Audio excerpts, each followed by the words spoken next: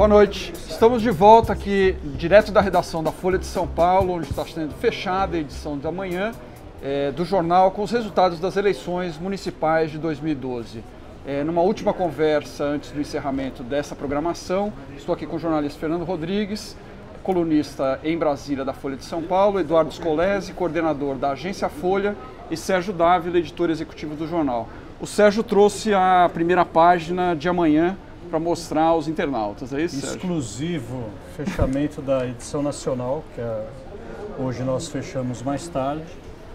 Essa é a primeira página que começou a rodar com o jornal. Obviamente pode haver mudança nas próximas horas, a gente deve fechar a última edição 1h30 da manhã, mas é isso, esse é o espírito da primeira página de amanhã. E qual o tamanho da edição amanhã, Sérgio? O tamanho da edição do Caderno Poder. Nós estamos com um caderno especial Estamos com um caderno de 20 páginas, um caderno especial eleições 2012, que traz ali o principal para o nosso leitor, que é o resultado em São Paulo. Fala também do resultado na Grande São Paulo, no interior do estado, nas principais capitais do país e no resto do país todo. Enfim, é um panorama local, estadual e nacional bem amplo, bem completo. E na edição de amanhã também a cobertura completa das eleições na Venezuela. Scolese, eu quero te perguntar sobre o panorama nacional que emerge das urnas nesta eleição. Bom, o principal foi o desfecho Recife. A vitória pessoal do Eduardo Campos, colocou um candidato desconhecido, Geraldo Júlio, ganhou no primeiro turno. Vitória pessoal dele e vitória pessoal também do Aécio, em Minas. Márcio Lacerda levou no primeiro turno, desbancou Patrus Ananias do PT, e também é uma vitória pessoal do Aécio. E aí já se começa a falar sobre projeções para 2014, Aécio de um lado e o Eduardo Campos de outro. E é engraçado que o destino dos dois vai se cruzar em Minas, porque o Márcio Lacerda é do PSB, do Eduardo Campos. E o Márcio Lacerda já é um nome, foi reeleito agora, mas já é um nome cotado para ser candidato ao governo do estado em 2014. Então Aécio e Eduardo Campos vão ter que sentar para negociar isso. E agora tem segundos turnos aí que vão pegar fogo também agora nas próximas 3 semanas. Fortaleza, que vai ser PT versus PSB, uma eleição importante. Curitiba, Ratinho Júnior contra o Fruit, foi a surpresa na reta final. Estava lá embaixo 2 semanas atrás, começou a subir e chegou ao segundo turno contra o Ratinho Júnior. Foi uma surpresa, foi uma virada. É uma surpresa, ele subiu bastante nas duas, foi uma subida constante. Isso é importante, eu acho, ressaltar, Kanzan, que a corrida eleitoral é exatamente isso, é uma corrida, ela tem uma duração. Se fosse um filme, seria um filme de longa-metragem. E as pesquisas, a pesquisa do Datafolha e de outros institutos pegam um instantâneo nessa corrida. No começo da corrida é o instantâneo da largada, enfim, conforme essa corrida vai evoluindo. A corrida de São Paulo especificamente, que é a nossa manchete de amanhã, como eu mostrei para vocês, ela reforça ou ela confirma aquele instantâneo que o Datafolha pegou na tarde de sábado. O Datafolha foi fechado às 15 horas do sábado de ontem e nós deixamos bem claro no texto da manchete da edição do dia seguinte, de domingo, que aquele movimento continuava. O Datafolha fechou naquele momento, mas esse movimento continuava. Qual era o movimento? Haddad subindo, Serra subindo e Russomano descendo.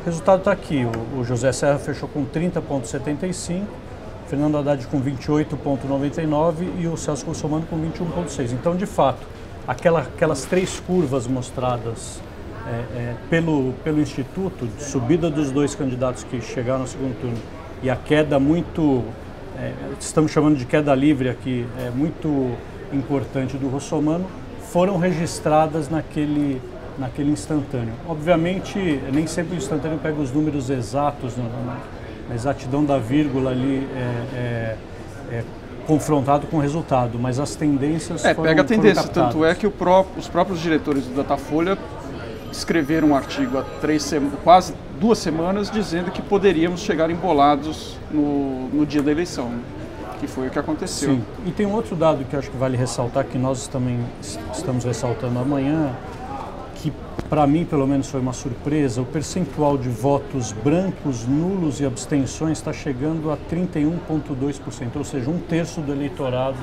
decidiu não votar, votar em branco ou anular o seu voto.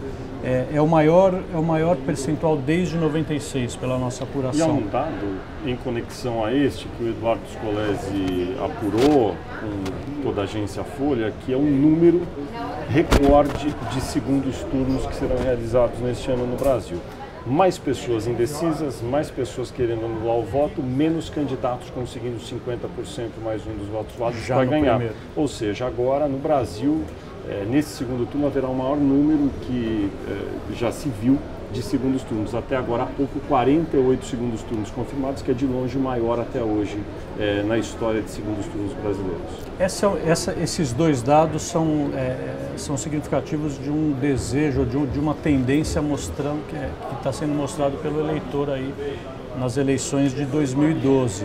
Vai ser uma corrida interessante de observar aí nas próximas 3 semanas. Esse é um dado inédito também, que são o prazo, a diferença de dias entre o primeiro e o segundo turno é apertado dessa vez. 3 semanas. Vai ser interessante acompanhar agora o papel do Lula no segundo turno. Obviamente ele vai se concentrar aqui no apoio ao Haddad, mas tem algumas capitais em que ele está sendo requisitado já. Hoje a prefeita Luiziane Lins de Fortaleza já falou que quer a presença do Lula contra o PSB na disputa do segundo turno em Fortaleza. O Lula também deve ir a Manaus, porque ele tem a briga pessoal contra o Arthur Virgílio, que vai disputar o segundo turno contra a Vanessa Graziotin do PCdoB. Enfim, vamos ver qual vai ser o papel do Lula, se ele vai ficar concentrado em São Paulo ou se ele vai viajar no segundo turno para Salvador, por exemplo, onde tem a disputa agora do Nelson Pellegrino do PT contra um inimigo, um adversário histórico já do presidente Lula, que é o ACM Neto do Democratas. E é claro que essas disputas mais vistosas nas capitais mais famosas do país, elas acabam tendo um peso grande, porque evidentemente são centros urbanos de grande repercussão, caixa de ressonância política. Agora, daqui 1 ou 2 dias a gente vai ter o cômputo geral do número de votos para prefeito que cada partido teve. O PT, o PSDB e o PMDB nos últimos 20 anos são os partidos que tem mais votos para seus candidatos a prefeito. Isso realmente é o que conta. A impressão inicial que se tem é que nesta eleição vai se repetir também o PMDB, o PSDB e o PT, não nessa ordem, mas mais ou menos ali, entre os que mais tiveram votos para prefeitos, que é onde os partidos acumulam patrimônio político para a eleição seguinte. O PSB talvez não entre nisso, aquela coisa de deixar de ser um satélite do PT. Essa seria uma surpresa, esse é um dado a ser observado. A ser observado também o primeiro desempenho do partido do prefeito Gilberto Kassab, que pela primeira vez disputa uma eleição. Quantos votos terá para prefeito no Brasil? Está no segundo turno em Florianópolis, o partido do Kassab. Gilberto Kassab. É interessante, você mencionou o prefeito, voltando um pouco a São Paulo, mas acho que a gente pode nacionalizar esse sentimento. Até que ponto a percepção do eleitor eu lembro muito na eleição presidencial americana, Reagan versus Carter. O Carter não foi reeleito e o Ronald Reagan acabou sendo eleito para o primeiro dos seus 2 mandatos. E a pergunta que ele fazia nos debates para o Jimmy Carter era, nos debates com o Jimmy Carter, ele fazia a pergunta para o eleitor em casa: você está melhor agora do que você estava há 4 anos? É curioso você ver esse índice alto de abstenção, votos nulos e brancos em São Paulo, e também acho que a gente vai observar em outras capitais. Um problema de percepção que a cidade de São Paulo está passando. Ela, por diversos índices econômicos, de segurança, ela é uma cidade melhor do que há 10 anos, por exemplo. A gente acabou de soltar o resultado final do DNA paulistano de 2012, foi feita uma pesquisa 4 anos depois daquela pesquisa de 2008, e vários índices melhoraram. Vários índices reais, concretos melhoraram. Só que o leitor e o eleitor, o cidadão, ele se sente numa cidade pior. Então, os índices de violência caíram, só que ele se sente mais inseguro e se sente vivendo numa cidade mais violenta. Ao mesmo tempo, ele tem mais dinheiro e comprou o seu primeiro carro, talvez, ou comprou o seu carro, ele tira o trânsito como uma de suas principais preocupações, coloca a segurança. É curioso você notar essa questão de percepção que a cidade de São Paulo está passando. Eu acho que esse índice de de 1/3 fazendo esse voto de protesto, vamos chamar assim, mostra um pouco isso. Tem uma certa desilusão, né? O que, na realidade, quando a democracia vai se consolidando em vários países que usam esse mesmo modelo do Brasil, sendo os Estados Unidos a matriz principal, com o passar do tempo e a normalização do processo democrático, é natural que uma parcela que varia de 20%, às vezes até 50%, dependendo da eleição, acabe se desinteressando. Se o voto não fosse obrigatório aqui, certamente esses 37% que o Datafolha detectou na véspera da eleição, desinteressados em votar para alguém, eles não iriam votar certamente. Eles foram porque é obrigado no Brasil. E se a gente olhar também, é natural que numa disputa local ou em qualquer outra, que exista uma parcela da população que legitimamente decida não opinar. Isso é natural em qualquer democracia.